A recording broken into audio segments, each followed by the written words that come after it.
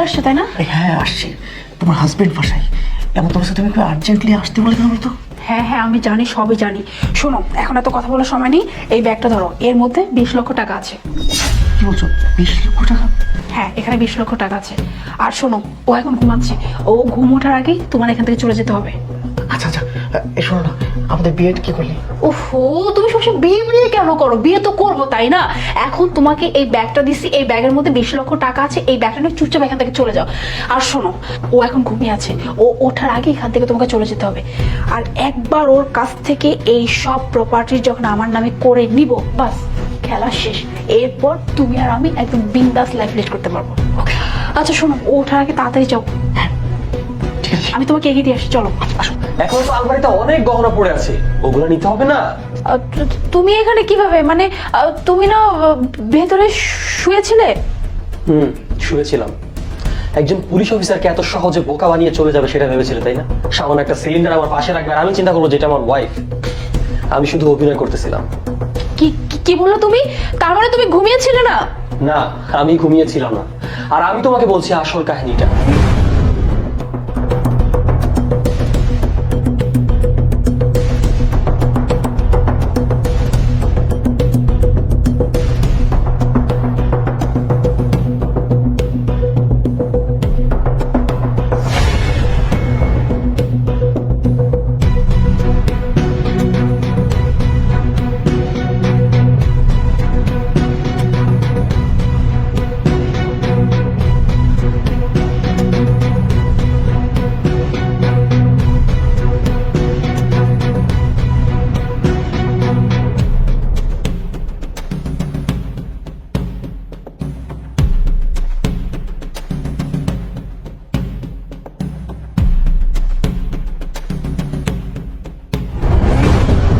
এবার বুঝেছো তোমাকে কিভাবে আমি ধরে ফেললাম? চিন্তা করেছিলে একটা সামান্য সিলিন্ডার রাখবে আর আমি মনে করবো আমার ওয়াইফ পাশে শুয়ে আছে। তুমি হয়তো ভুলে যাচ্ছ তোমার হাজবেন্ড একজন পুলিশ অফিসার। তোমাদের মতো এরকম অনেক মানুষের সাথে আমাদের দিন রাত ডিল করতে হয়, অনেক চালাকির সাথে তাদেরকে ধরতে হয়। তুমি হয়তো সেসব ভুলেই গিয়েছো। তোমাকে ধরার জন্য না অনেকদিন ধরে আমি প্ল্যান করতেছিলাম, তোমার উপর আমার সন্দেহ ছিল, আর আজকে সেটা বাস্তবায়ন করলাম। আর আমি এতদিন চিন্তা করতাম কি জানো, যে আমি হয়তো তোমাকে সন্দেহ করে ভুল করতেছি। আমি মাঝে মাঝে ভাবতাম যে তুমি হয়তো আমাকে ধোকা দিতে পারো না, কারণ তুমি তো আমাকে ভালোবাসো তাই না? কিন্তু না, এতদিন যা আমি চিন্তা করেছি তাই আজকে ঠিক, তাই আজকে তুমি প্রমাণ করে দিয়েছো যে আমি ঠিক আর তুমি ভুল। আমার এত কষ্টের টাকা, তুমি সেই টাকাগুলো তুমি তোমার বয়ফ্রেন্ডকে দিয়ে দিচ্ছ।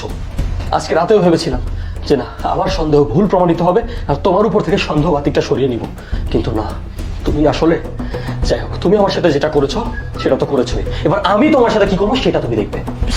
সরোয়ার দেখো, তুমি বিষয়টাকে যেমন ভাবে ভাবতেছো বা যেমন ভাবে দেখতেছো তেমন কিছুই না। তুমি আমার কথাটা একবার শোনার চেষ্টা করো, আমি তোমাকে সবকিছু বুঝিয়ে বলতেছি। আর কি কথা শুনবো তোমার? তুমি এরপরও বলছো তুমি আর কিছু বলতে চাও, এরপর আর কি বলবা? তুমি কি বলার বাকি রাখছো? তুমি না অনেক নিচে নেমে গেছো। আমি কখনো কল্পনা করতে পারি যে তুমি আমার সাথে এরকমটা করবে। ভেবেছিলাম যে কিছু একটা হয়তো করতে পারো, কিন্তু এরকমটা করে ফেলবে। আমাকে বাচ্চা পেয়েছো তুমি, আমি একজন পুলিশ অফিসার, তুমি আমাকে এভাবে বোকা বানাচ্ছিলে তাই না? সরোয়ার দেখো, তুমি কিন্তু তোমার ইচ্ছে মতো যা ইচ্ছে তাই বলে যাচ্ছ। আচ্ছা বলো তো, আমি কোন দিক দিয়ে তোমাকে ধোকা দিলাম? আচ্ছা, এত সরল সোজা সাজতেছো যেন তুমি কিছুই জানো না। তুমি আমার কষ্টের টাকাগুলো তুমি তোমার বয়ফ্রেন্ডকে দিয়ে দিচ্ছিলে আর সেখান দিয়ে পালিয়ে যাচ্ছিল। ভাগ্যেশ আমার ঘরের পিছনে একটা দরজা ছিল, সেই জন্য আমি তোমাকে ধরতে পেরেছি, নাহলে তোমাকে আমি কখনোই হাতে হাতে ধরতে পারতাম না। সারোয়ার দেখো, তুমি এত রাগ কেন করতেছো, এত উত্তেজিত কেন হয়েছে? দেখো, এটা তো তুমি খুব ভালো করেই জানো, মানুষ যখন রেগে যায় তখন অনেক নর্মাল বিষয়গুলো না অনেক বেশি খারাপ হয়ে যায়। তাই প্লিজ একটু ঠান্ডা হও, ঠান্ডা মাথায় আমার কথাটা একটু শোনো, তুমি সবকিছু বুঝে যাবে। এই চুপ করো, তোমার মতো মহিলার সাথে আমার আর কোনো কথা নেই। আমার না ভাবতে অবাক লাগতেছে যে তুমি আমার সাথে এরকমটা কিভাবে করতে পারলে। মা বাবারা দেখে শুনে বিয়ে দিয়েছিল, তুমি কি জানতে না আমাকে? আচ্ছা বুঝতে পেরেছি, শুধুমাত্র টাকা পয়সার জন্য আমাকে বিয়ে করেছো তাই না? এই বয়ফ্রেন্ডকে নিয়ে পালিয়ে যাবে সেটা তোমার প্ল্যান আগে থেকেই ছিল। তুমি আসলে কোনোদিন আমাকে ভালোবাসোইনি, এতদিন আমার সাথে করে গেছো নাটক যে কবে একটা প্ল্যান পাকাবে আর ওর সাথে পালিয়ে যাবে। আচ্ছা একটা বার কি ভাবলে না যে পাড়া প্রতিবেশী এলাকার লোকজন জানলে কি হবে? তোমাকে আমি শেষবারের মতো বলতেছি, আমি তোমার গায়ে হাত তুলতে চাই না। আমি চাইলে তোমাদের দুইজনকে পুলিশে দিতে পারি, সেটা আমি করবো। সেটা করলে এলাকার মধ্যে আমারই মান সম্মান যাবে যে আমার বউ অন্য একটা ছেলের সাথে পালিয়ে যেতে নিয়েছিল। তুমি জাস্ট এখনই তোমার বয়ফ্রেন্ডকে নিয়ে এখান থেকে বেরিয়ে যাও, নাহলে আমার থেকে খারাপ আর কেউ হবে না। সারোয়ার তুমি এসব কি বলতেছো? হ্যাঁ, মানে তুমি আমাকে বাড়ি থেকে বের করে দিবে? এই তুমি কি ভুলে গেলে যে আমি তোমার কি হই? আমি তোমার ওয়াইফ, আর তুমি তোমার ওয়াইফকে তোমার বাড়ি থেকে বের করে দিবে? একটাবার ভাবো, তুমি যদি আমাকে বাড়ি থেকে বের করে দাও আমি কোথায় যাব, কোথায় গিয়ে থাকবো? কেন বুঝতেছো না তুমি এই কথা? আচ্ছা, তোমার এখন রিয়েলাইজ হচ্ছে যে তুমি আমার স্ত্রী। আমি যদি এত বড় একটা অকারেন্সের পরে তোমাকে বাড়ি থেকে বের করে দিই, তুমি কোথায় গিয়ে উঠবে? এই জিনিসগুলো আগে মাথায় ঢুকেছিল না যে আমার হাজবেন্ড পুলিশ, সে কখনো না কখনো জানতে পারে? তুমি হয়তো ওই কথাটা ভুলে গিয়েছিলে যে লোকে বলে না যে চোরের 10 দিন গেরস্তের একদিন। তুমি সেটা যদি মনে রাখতে, তাহলে আজকে এই পরিস্থিতিতে নিয়ে আসতে না নিজেকে। শোনো, আমি তোমার মুখ দেখতে চাচ্ছি, জাস্ট বেরিয়ে যাও। আচ্ছা স্যার, আমি মানছি যে আমি অনেক বড় একটা অপরাধ করে ফেলেছি, আমি অনেক বড় ভুল করেছি। দেখো, আমি এখন তোমার কাছে ক্ষমা চাইতেছি, আমি আমার ভুলটা স্বীকার করতেছি, প্লিজ তুমি আমাকে ক্ষমা করে দাও। আর একটা কথা বলবা না, তোমার না লজ্জা নাই? তোমার বয়ফ্রেন্ডের সামনে, ওর সামনে কি লজ্জা করতেছো না তোমার? আমার কাছে তোমার মাপ চাইতেছো? তুমি তো তোমার বয়ফ্রেন্ড বানিয়ে নিছো, তো ওর সাথে পালিয়ে যাও।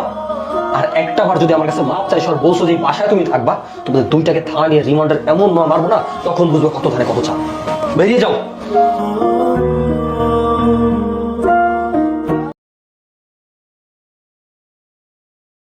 দেখছো চালের মধ্যে ইট। হায় হায়, এই কেমন হলো? কি বললো? তার মানে ওই দোকানদার আমাকে ঠকিয়েছে? আপা, এই যে আপনার চাল দেখেন ওজন ঠিক আছে কিনা?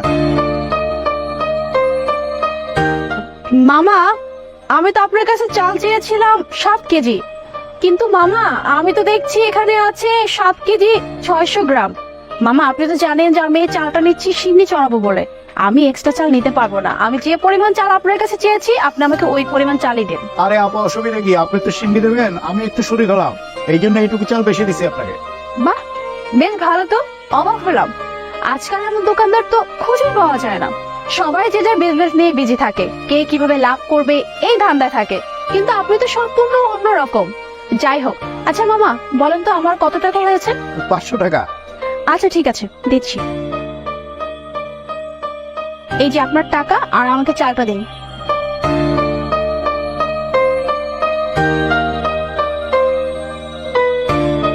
আচ্ছা ঠিক আছে মামা, আসি।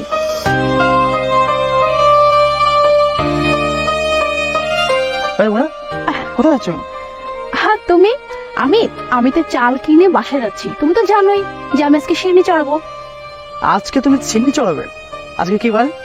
কি বার আজকে? আজকে বুধবার। আজ চিনি চড়াতে হয় রবিবার আর শুক্রবার। আজকে তুমি বুধবার আসছো চিনি চড়াই। শিট, এত বড় মিস্টেক আমি কি করে করলাম? আমার তো খেয়ালই নাই। এখন কি করবো? কি আর করবা? চালটা ফেরত দিবা? আচ্ছা, কোন দোকান থেকে কিনছো চালটা? চাল তো এনেছি ওই যে ওই পাশে একটা মামার দোকান আছে না, ওখান থেকে নিয়ে আসছি। কয় কেজি চাল? এখানে চাল তো 7 কেজি। দেখি চালটা দেখি। কি বলছো, 7 কেজি চাল? দেখছো চালের মধ্যে ইট। কি বললো? তার মানে ওই দোকানদার আমাকে ঠকিয়েছে? দেখেছো, চালটা দেখে প্রথমে আমার সন্দেহ মনে হচ্ছিল। 7 কেজি চাল তো কম কথা না, এটুকু পাত্রের মধ্যে 7 কেজি চাল। আচ্ছা ঠিক আছে, এই দোকানদার তোমাকে ঠকিয়েছে। তুমি একটা কাজ করো, বাসা দিকে যাও, এই দোকানদারকে আমি উচিত শিক্ষা দিয়ে আসছি। যাও। আঙ্কেল সালাম আলাইকুম। ওয়ালাইকুম আসসালাম। আঙ্কেল, এই চালগুলোকে আপনি নেবেন? চাউল এগুলো কি আমার দোকান থেকে নিচ্ছেন? না না, আপনার দোকান থেকে নিয়ে নি, কিন্তু অন্য দোকান থেকে নিয়েছি। তাহলে আমি এই চাউল নেবো গো। চালগুলো অনেক ভালো, আপনি দেখতে পারেন। আসলে এই চালগুলো আমার লাগছে না তো, এক্সট্রা চাল, তাই বিক্রি করে দিতে চাচ্ছি। ভালো, দেখি একটু। এই,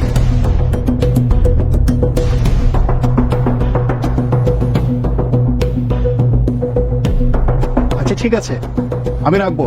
এর দাম কত? আঙ্কেল, আমি এই চালগুলো 70 টাকা কেজি ধরে কিনেছি। একটু মেপে দেখুন 70 টাকা কেজিতে কত টাকা হয়, সেই টাকা আমাকে দিলে হচ্ছে। না না বাবা, আমি 70 টাকা দিতে পারবো, আমি 50 টাকা করে দেবো। আমি তো 70 টাকা কেজিতে কিনেছি। দেখুন না, চালটা অনেক ভালো কোয়ালিটির, আপনি ওই টাকাটা আমাকে দিন। না না না, তাহলে বাবা তুমি অন্য কোথাও দাও, অন্য কোথাও বিক্রি করো না। বাহ, আমার একটু লস হয়ে যায়। আচ্ছা ঠিক আছে, আপনি একটু মেপে দেখুন কত টাকা হচ্ছে। আচ্ছা ঠিক আছে।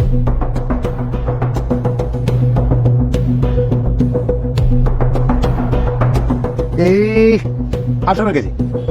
কত টাকা দাম আসছে? এই 900 টাকা। 900 টাকা? আচ্ছা ঠিক আছে, ওই টাকাটা আমাকে দিন। আচ্ছা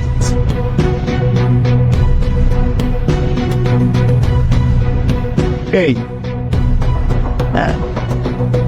ঠিক আছে, থ্যাংক ইউ। আসসালামু আলাইকুম। Bueno.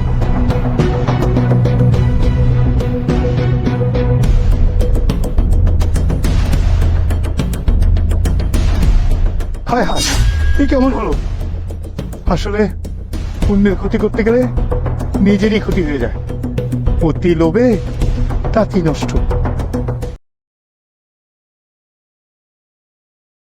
ভাইয়া তুমি তুমি রিক্সা চালাচ্ছ কেন? আচ্ছা ভাই একটা কথা বলি, বাবা মা কেমন আছে? খবরদার, এই মুখ দিয়ে আপনি কইবেন না যে ওই লোকটা আপনার বাবা ছিল। থামেন থামেন থামেন থামেন।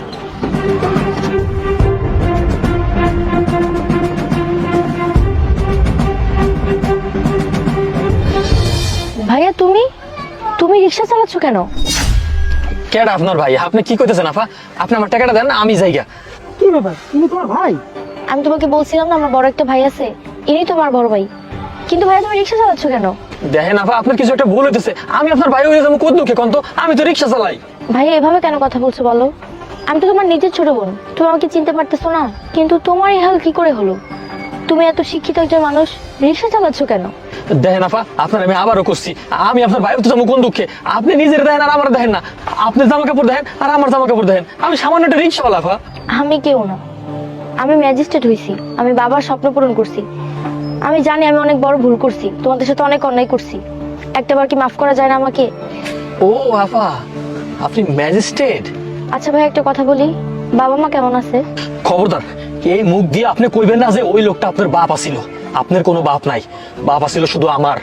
যে বাপের সাথে আমি আছিলাম আপনি থাকেন নাই। আপনি এই সাহেবের লগে পালায় গেছিলেন। আব্বাই না অনেক অসুস্থ হয়ে পড়ছিল আপনি আনার পরে। অনেকবার কইছে যে আমার মায়ের একটা বারের লেগে ফিরে এলো। আমার মায়ও কইছিল যে ও যদি ফিরে আহে ওরে মাফ করে দেবো, ওরে আমরা কিচ্ছু কমো না। আপনি আহেন নাই। আপনার দুঃখে শোকে আমার বাপে স্টক করছে। আমার বাপের এই দুনিয়াতে নাই। কি বললো ভাইয়া? বাবা বেঁচে নাই? বাবা মারা গেছে? আমি কখনো ভাবতে পারি না যে বাবা আমার জন্য মারা যাবে। প্লিজ আমাকে মাফ করে দাও। খবরদার, কইলাম না যে আপনার ওই মুখ দিয়া কইবে না যে ওই লোক আপনার বাবা ছিল। আপনি বাবা নাম নিবেন না। বাবা আমার জন্য কত কষ্ট করছে, নিজে না খায়া আমার পড়াশোনার টাকা ম্যানেজ করছে। আমি অনেক বড় ভুল করে ফেলছি ভাই, প্লিজ আমাকে মাফ করে দাও। আপনার ম্যাজিস্ট্রেট বানানোর লেগে না বাপের অনেক শখ আছিল। আর কোনোদিন চিন্তাও করে নাই যে তার একটা পোলা আছে, তার পোলারও খোঁজ খবর লইতে হইব। সব টাকা, তার জীবনের সব টাকা আপনার পিছে ঢালছে। আর আপনি কি করলেন? আপনি এই সাহেবের লগে পালায় গেলেন কেন? যখন পালায় গেছিলেন তখন কি একটাবার ভাবছিলেন যে আমার বাপ মা বাইচা থাকলো না, মরে গেলে একটাবার খবর লয়ে দেই? তা করেন নাই। এখন আপনি হাসেন, ভালো আছেন, আপনি আমার 12 টাকা দেন, আমি যাইগা। বিশ্বাস করো ভাইয়া, আমি তোমাদেরকে অনেক ভালোবাসি। আমি সবসময় ওর কাছে তোমাদের কথা বলতাম। ইনফ্যাক্ট আমি যখন ম্যাজিস্ট্রেট হইলাম আমি ভাবছি যে বাবাকে প্রথম খবরটা দিব। আমি বাড়িতেও গেছিলাম, কিন্তু চাচা বললো তোমরা কেউ এখানে আর থাকো না, সবাই ঢাকা চলে আসছো। কিন্তু এখানে এত মানুষের ভিড়ে আমি তোমাদেরকে কোথায় খুঁজতাম বলো? এই আসবো না হলে কি করবো? ওই গ্রামে পড়ে থাকবো, পড়ালেখা শিক্ষা গ্রামে পড়ে থাকবো? ঢাকায় না বহুত চাকরির খোঁজ করছি, কোনো জায়গায় চাকরি পাই নাই, কেউ চাকরিতে নাই। এর লেগে আজকে রিক্সা চালাইতেছি, কারণ মাটারে তো দেখতে হইব তাই না? আর তো কেউ নাই, আমার মায়ের তো আর পোলা মেয়ে নাই যে হ্যাঁ রায়া দেখবো। কিন্তু ভাই আমি কি করতাম বলো? আমি তো ভুল করেই ফেলছি, একটাবার কি মাফ করা যায় না? প্লিজ আমাকে মাফ করে দাও। আমি তো তোমার ছোট বোন বলো। দেখেন, আপনি আর কথা বাড়াবেন না। আমি আপনার কইতেছি আমার 12 টাকাটা দিয়ে দেন। ও, আমি তো আপনার 12 টাকাটা হইতে পারবো না। আমি এখন চলে যেতেছি। আপনি ভালো থাকেন, আল্লাহ আপনার অনেক সুখে রাখুক।